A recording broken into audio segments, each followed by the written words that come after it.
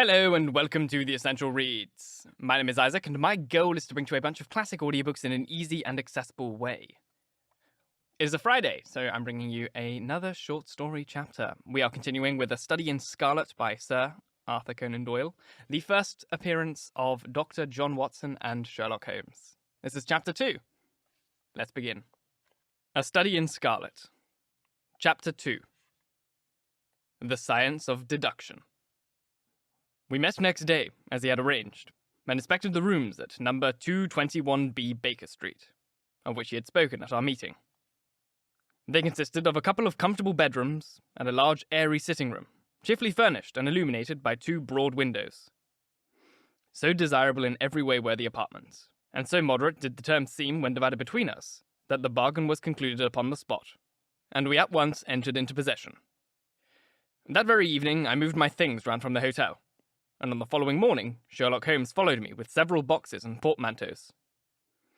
For a day or two we were busily employed in unpacking and laying out our property to the best advantage. That done, we gradually began to settle down and to accommodate ourselves to our new surroundings.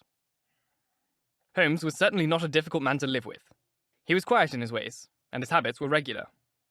It was rare for him to be up after 10 at night, and he had invariably breakfasted and gone out before I rose in the morning.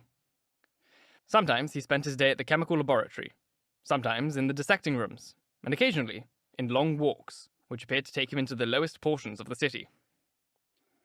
Nothing could exceed his energy when the working fit was upon him, but now and again a reaction would seize him, and for days on end he would lie upon the sofa in the sitting room, hardly uttering a word or moving a muscle from morning to night. On these occasions I have noticed such a dreamy, vacant expression in his eyes that I might have suspected him of being addicted to the use of some narcotic, had not the temperance and cleanliness of his whole life forbidden such a notion. As the weeks went by, my interest in him and my curiosity as to his aims in life gradually deepened and increased. His very person and appearance were such as to strike the attention of the most casual observer. In height he was rather over 6 feet, and so excessively lean that he seemed to be considerably taller. His eyes were sharp and piercing, save during those intervals of torpor to which I have alluded.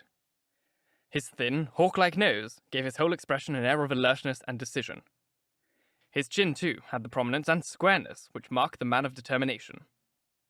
His hands were invariably blotted with ink and stained with chemicals, yet he was possessed of extraordinary delicacy of touch, as I frequently had occasion to observe when I watched him manipulating his fragile philosophical instruments.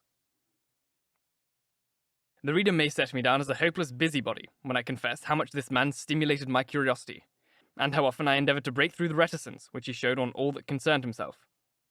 Before judgment is pronounced, however, be it remembered how objectless was my life, and how little there was to engage my attention. My health forbade me from venturing out, unless the weather was exceptionally genial, and I had no friends who would call upon me and break the monotony of my daily existence. Under these circumstances, I eagerly hailed the little mystery which hung around my companion, and spent much of my time in endeavouring to unravel it. He was not studying medicine. He had himself, in reply to a question, confirmed Stamford's opinion upon that point. Neither did he appear to have pursued any course of reading which might fit him for a degree in science, or any other recognised portal which would give him an entrance into the learned world. Yet his zeal for certain studies was remarkable, and within certain eccentric limits, his knowledge was so extraordinarily ample and minute that his observations fairly astounded me. Surely no man would work so hard or attain such precise information unless he had some definite end in view. Desultory readers are seldom remarkable for the exactness of their learning. No man burdens his mind with small matters unless he has some very good reason for doing so. His ignorance was as remarkable as his knowledge. Of contemporary literature, philosophy, and politics, he appeared to know next to nothing. Upon my quoting Thomas Carlyle, he inquired in the naivest way to who he might be and what he had done. My surprise reached a climax, however, when I found incidentally that he was ignorant of the Copernican theory and of the composition of the solar system. That any civilized man in this 19th century should not be aware that the Earth travelled round the sun appeared to me to be such an extraordinary fact that I could hardly realize it. "You appear to be astonished," he said, smiling at my expression of surprise. "Now that I do know it, I shall do my best to forget it." To forget it! You see, he explained. I consider that a man's brain originally is like a little empty attic, and you have to stock it up with such furnitures as you choose. A fool takes in all the lumber of every sort that he comes across, so that the knowledge which might be useful to him gets crowded out, or at best is jumbled up with a lot of other things, so that he has difficulty in laying his hands upon it. Now the skilled workman is very careful indeed as to what he takes into his brain attic. He will have nothing but the tools which may help him in doing his work, but of these he has a large assortment, and all in the most perfect order. It is a mistake to think that that little room has elastic walls and can descend to any extent. Depend upon it, there comes a time when for every addition of knowledge you forget something that you knew before. It is of the highest importance, therefore, not to have useless facts elbowing out the useful ones. But the solar system, I protested. What the deuce is it to me? He interrupted impatiently. You say we go round the sun. If we went round the moon, it would not make a pennyworth of difference to me or my work. I was on the point of asking him what his work might be, but something in his manner showed me that the question would be an unwelcome one. I pondered over our short conversation, however, and endeavoured to draw my deductions from it. He said that he would acquire no knowledge which did not bear upon his object. Therefore, all the knowledge which he possessed was such as would be useful to him. I enumerated in my own mind all the various points upon which he had shown me that he was exceptionally well informed.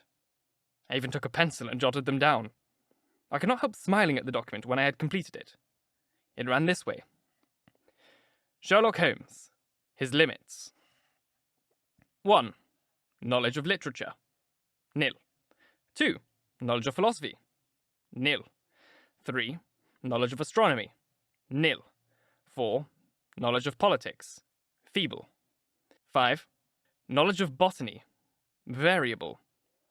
Well up in belladonna, opium, and poisons generally. Knows nothing of practical gardening. 6. Knowledge of geology. Practical, but limited. Tells at a glance different soils from each other. After walks has shown me splashes upon his trousers, and told me by their colours and consistence what part of London he had received them. 7. Knowledge of chemistry. Profound. 8. Knowledge of anatomy. Accurate, but unsystematic. 9. Knowledge of sensational literature. Immense. He appears to know every detail of every horror perpetrated in the century. 10. Plays the violin well. 11. Is an expert single-stick player, boxer, and swordsman. 12. Has good practical knowledge of British law. When I had gotten so far in my list, I threw it into the fireplace in despair.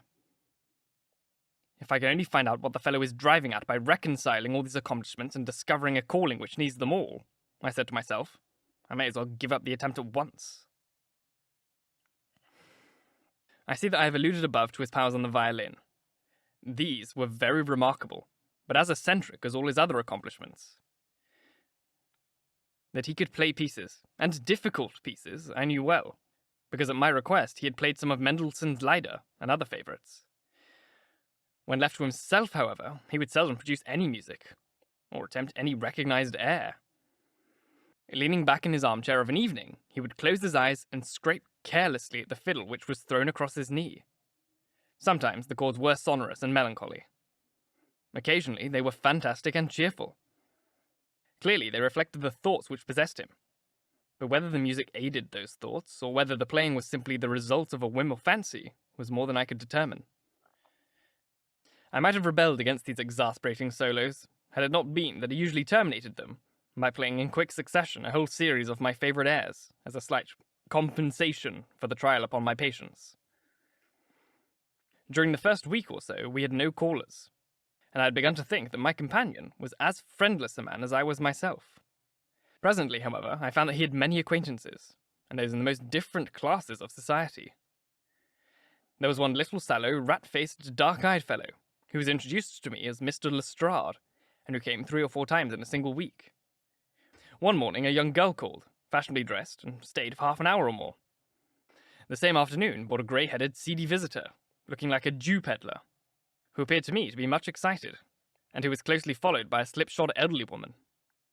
On another occasion, an old white-haired gentleman had an interview with my companion, and on another, a railway porter in his velveteen uniform. When any of these nondescript individuals put in an appearance, Sherlock Holmes used to beg me for the use of the sitting room, and I would retire to my bedroom. He always apologized for putting me to this inconvenience. "I have to use this room as a place of business," he said, "and these people are my clients." Again, I had an opportunity of asking him a point-blank question, and again my delicacy prevented me from forcing another man to confide in me. I imagined at the same time he had some strong reason for not alluding to it, but he soon dispelled the idea by coming round to the subject of his own accord. It was upon the 4th of March, as I have good reason to remember, that I rose somewhat earlier than usual, and found that Sherlock Holmes had not yet finished his breakfast. The landlady had become so accustomed to my late habits that my place had not been laid, nor my coffee prepared. With the unreasonable petulance of mankind, I rang the bell, and gave a curt intimation that I was ready. Then I picked up a magazine from the table and attempted to while away the time with it, while my companion munched silently on his toast. One of the articles had a pencil mark at the heading, and I naturally began to run my eye through it. Its somewhat ambitious title was The Book of Life, and it attempted to show how much an observant man might learn by an accurate and systematic examination of all that came his way. It struck me as being a remarkable mixture of shrewdness and of absurdity. The reasoning was close and intense, but the deductions appeared to me to be far-fetched and exaggerated. The writer claimed, by a momentary expression, a twitch of a muscle, or a glance of an eye, to fathom a man's innermost thoughts. Deceit, according to him, was an impossibility in the case of one trained to observation and analysis. His conclusions were as infallible as so many propositions of Euclid. So startling would his results appear to the uninitiated, that until they learned the process by which he had arrived at them, they might well consider him as a necromancer. "From a drop of water," said the writer, "a logician could infer the possibility of an Atlantic or a Niagara without having seen or heard one of the other. So all life is a great chain, the nature of which is known whether we are shown a link of it. Like all other arts, the science of deduction and analysis is one which can only be acquired by long and patient study, nor is life long enough to allow any mortal to attain the highest possible perfection in it. Before turning to those moral and mental aspects of the matter which present the greatest difficulties, let the inquirer begin by mastering the more elementary problems. Let him, on meeting a fellow mortal, learn at a glance to distinguish the history of the man, and the trade or profession to which he belongs. Puerile as such an exercise may seem, it sharpens the faculties of observation, and teaches one where to look and what to look for. By a man's fingernails, by his coat sleeve, by a man's fingernails, by his coat sleeve, by his boots, by his trouser knee, by the callosities of his forefinger and thumb, by his expression, by his shirt cuffs. By each of these things a man's calling is plainly revealed. That all untied should fail to enlighten the competent inquirer in any case is almost inconceivable."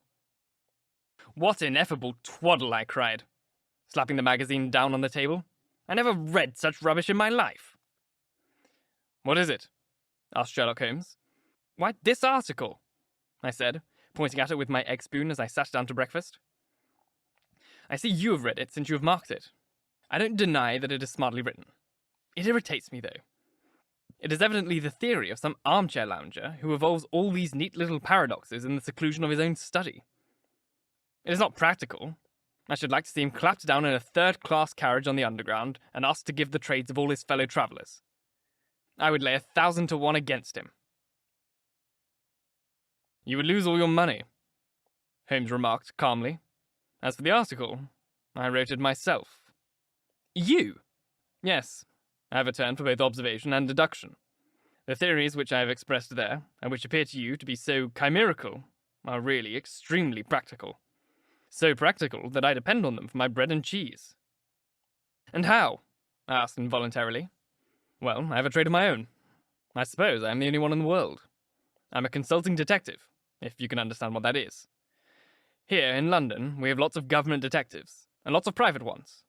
When these fellows are at fault, they come to me, and I manage to put them on the right scent. They lay all the evidence before me, and I am generally able, by the help of my knowledge of the history of crime, to set them straight. There is a strong family resemblance about misdeeds, and if you have all the details of 1,000 at your finger ends, it is odd if you can't unravel the 1,001st. Lestrade is a well-known detective. He got himself into a fog recently over a forgery case, and that was what brought him here. And these other people, they're mostly sent on by private inquiry agencies. They are all people in trouble about something. I listen to their stories, they listen to my comments, and then I pocket a fee. But do you mean to say, I said, that without leaving your room, you can unravel some knot which other men can make nothing of, although they have seen every detail for themselves? Quite so. I have a kind of intuition that way. Now and again, a case turns up which is more complex. Then I have to bustle about and see things with my own eyes. You see, I have a lot of special knowledge which I apply to the problem, and which facilitates matters wonderfully. Those rules of deduction laid down in that article which aroused your scorn are invaluable to me in practical work. Observation, with me, is second nature. You appeared to be surprised when I told you on our first meeting that you had come from Afghanistan. You were told, no doubt. Nothing of the sort. I knew you came from Afghanistan. From long habit, the train of thoughts ran so swiftly through my mind that I arrived at the conclusion without being conscious of the intermediate steps. There were such steps, however. The train of reasoning ran. Here is a gentleman of medical type, but with the air of a military man.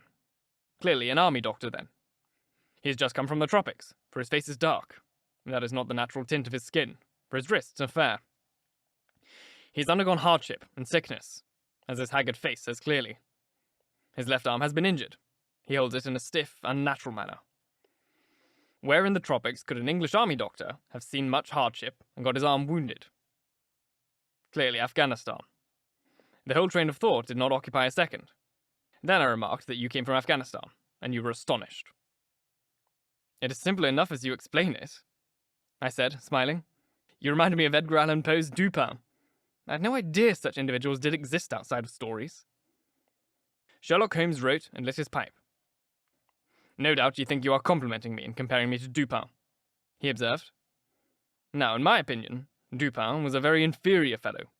That trick of his breaking in on his friends' thoughts with an apropos remark after a quarter of an hour's silence is really very showy and superficial. He had some analytical genius, no doubt, but he was by no means such a phenomenon as Poe appeared to imagine. Have you read Gabore's works? I asked. Does Lecoq come up in an idea of your detective? Sherlock Holmes sniffed sardonically. Lecoq was a miserable bungler. He'd only one thing to recommend him, and that was his energy. The question was how to identify an unknown prisoner. I could have done it in 24 hours. Lecoq took 6 months or so. It might be made a textbook for detectives to teach them what to avoid. I felt rather indignant at having two characters, whom I had admired, treated in this cavalier style. I walked over to the window and stood looking out into the busy street. This fellow may be clever, I said to myself, but he is certainly very conceited. There are no crimes and no criminals in these days, he said querulously. What is the use of having brains in our profession? I know very well that I have it in me to make my name famous. No man lives, or has ever lived, who has brought the same amount of study and of natural talent to the detection of crime which I have done. And what is the result? There is no crime to detect, or, at most, some bungling villainy, with a motive so transparent that even a Scotland Yard official can see through it. I was still annoyed at his bumptious style of conversation. I thought it best to change the topic. I wonder what that fellow's looking for, I asked, pointing to a stalwart, plainly dressed individual who was walking slowly down the other side of the street, looking anxiously at the numbers. He had a large blue envelope in his hand, and was evidently the bearer of a message. You mean the retired sergeant of the Marines? Said Sherlock Holmes. Brag and bounce, I thought to myself. Brag and bounce, thought I to myself. He knows I cannot verify his guess. The thought had hardly passed through my mind when the man whom we were watching caught sight of the number on our door and ran rapidly across the roadway. We heard a loud knock, a deep voice below, and heavy steps ascending the stair. For Mr. Sherlock Holmes, he said, stepping into the room and handing my friend the letter. Here was an opportunity of taking the conceit out of him. He little thought of this when he made that random shot. May I ask, my lad, I said in the blandest voice, what your trade may be? Commissionaire, sir, he said gruffly. Uniform away for repairs. And you were? I asked with a slightly malicious glance at my companion. Sergeant, sir. Royal Marine Light Infantry, sir. No answer? Right, sir. He clicked his heels together, raised his hand in a salute, and was gone. Thank you so very much for listening. If you enjoyed, please like, comment, share, all that jazz. And if you really enjoyed, do subscribe because there is more to come. A new chapter of Sherlock Holmes next Friday. Next week. 7 days from whenever you're hopefully watching this. Or immediately if you're watching this in the future. If you're listening on podcasts, please leave a review as it helps get this in front of as many people as possible, and reading your reviews really, really makes my day. If you want to support the show further, you can click up to the Ko-Fi link, which is, I think, here, but I could be wrong, on YouTube, or it's in the description box, also on YouTube, as well as on podcast platforms. It's like a little way to donate to me for doing this, because I don't actually get paid for podcast listens, which is not fun. But it's life because I live in France, and we always get this stuff last, which sucks. But anyway, thank you very much for listening, and until next time, bye-bye.